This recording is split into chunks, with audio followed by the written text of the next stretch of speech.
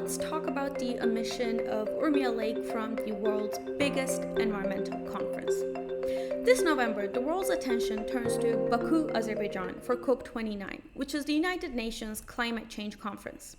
As leaders, activists, and experts gather to confront our planet's most pressing climate challenges, the spotlight shines on bold commitments and innovative solutions. But amid the buzz of global cooperation, a critical voice from right across the border is missing. This is the story of Lake Urmia. Once the largest saltwater lake in the region, Lake Urmia is now on the brink of extinction, with approximately 90% of its area lost. Its waters, once teeming with wildlife and sustaining nearby communities, have receded dramatically, leaving behind a barren salt plain.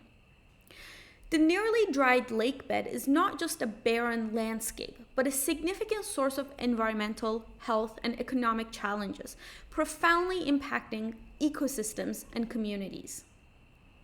The exposed lake bed has become a breeding ground for salt storms, which disperse fine salt particles over vast areas, posing serious respiratory health risks and increased cases of cancer patients.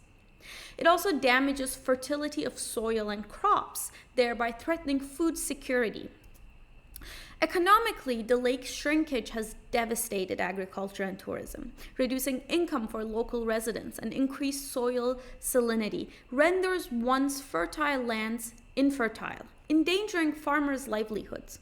Additionally, the desiccation has caused a sharp decline in regional waterbird populations and other wildlife, disrupting ecological balance and harming local industries dependent on the health of the lake.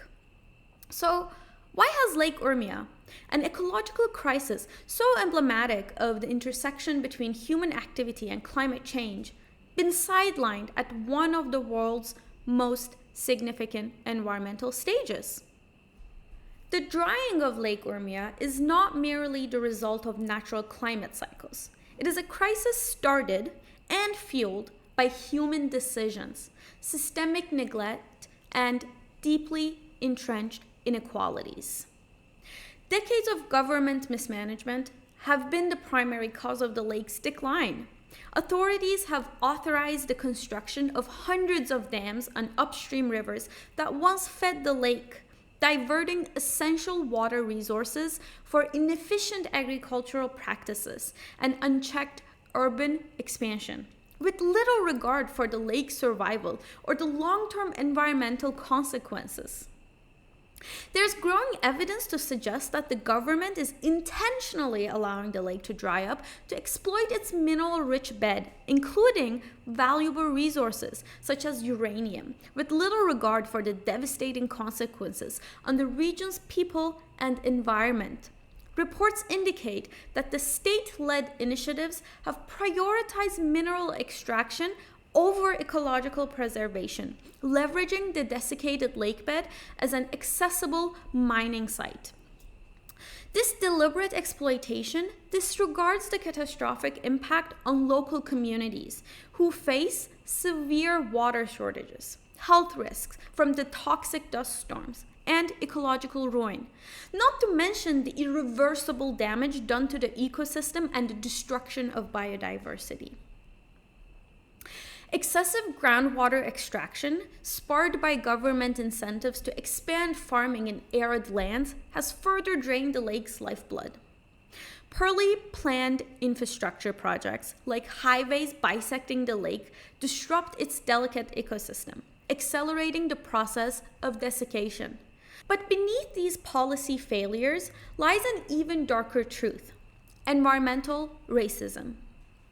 Lake Urmia is located in Iran's Azerbaijani region.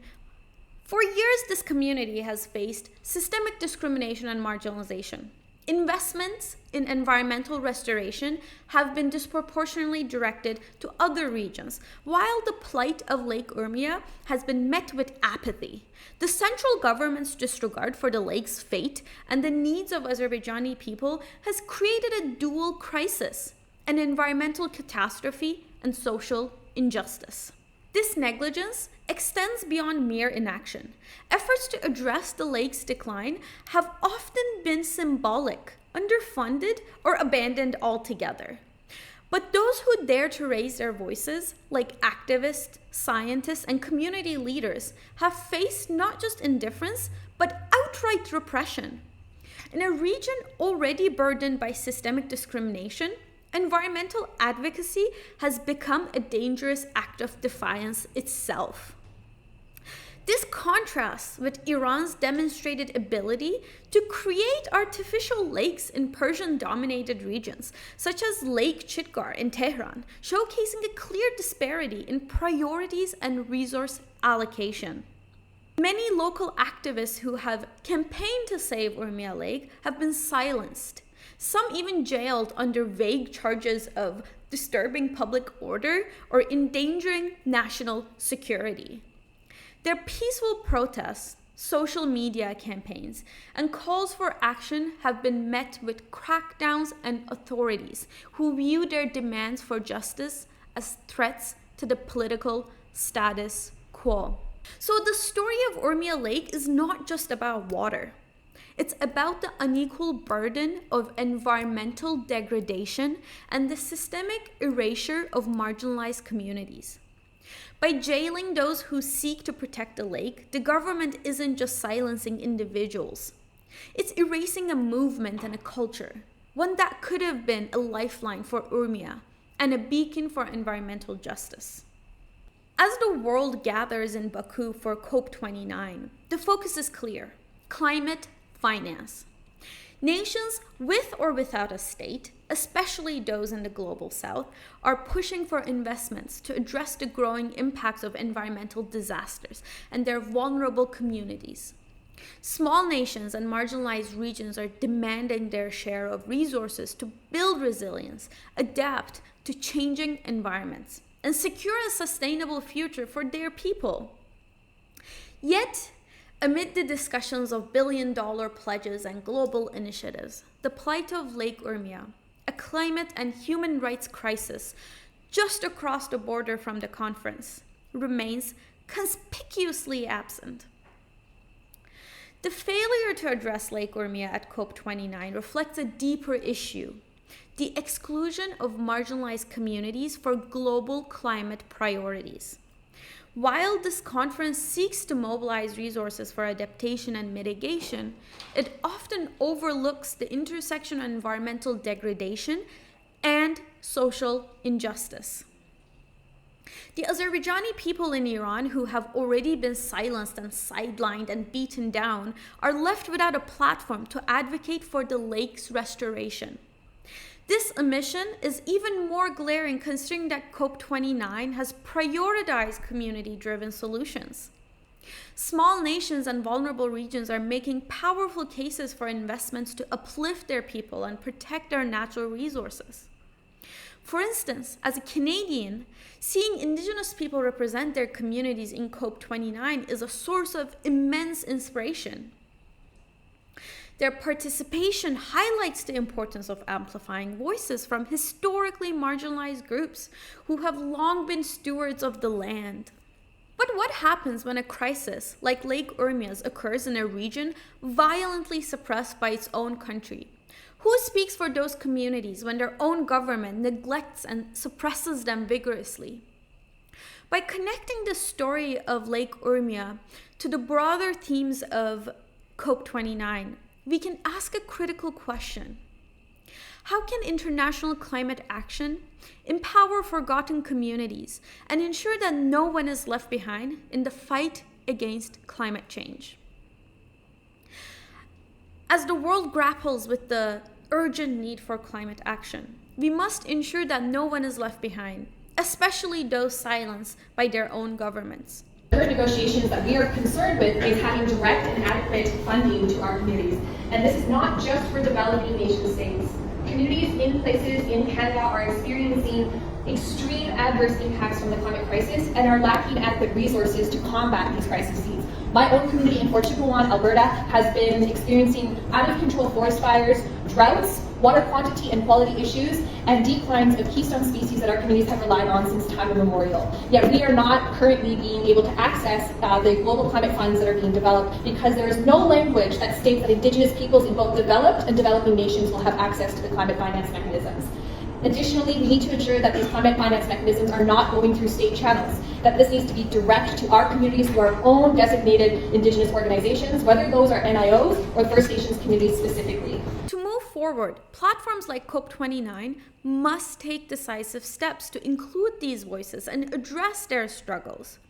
First, international mechanisms must prioritize inclusivity by creating spaces for grassroots activists, independent researchers, and community representatives. We can bypass oppressive regimes like the Iranian autocracy that seek to suppress dissent and ignore local crises. Second, climate finance must be tied to accountability. Funds should not flow solely through governments, especially in nations where systemic corruption or neglect undermines their intended purpose. Instead, financial resources must also be directed to non-governmental organizations, community-led initiatives, and local advocates who can ensure that the aid reaches the people and ecosystems that need it most. Take, for example, the funding from Japan, which was earmarked for the restoration of Lake Urmia. Despite the promise of support, the local community has yet to see any tangible benefits, with much of the aid disappearing into bureaucratic inefficiencies or diverted somewhere else. Communities around Lake Urmia have yet to see a penny from the little international aid received. Accountability in climate finance isn't just a financial necessity, it's a moral imperative.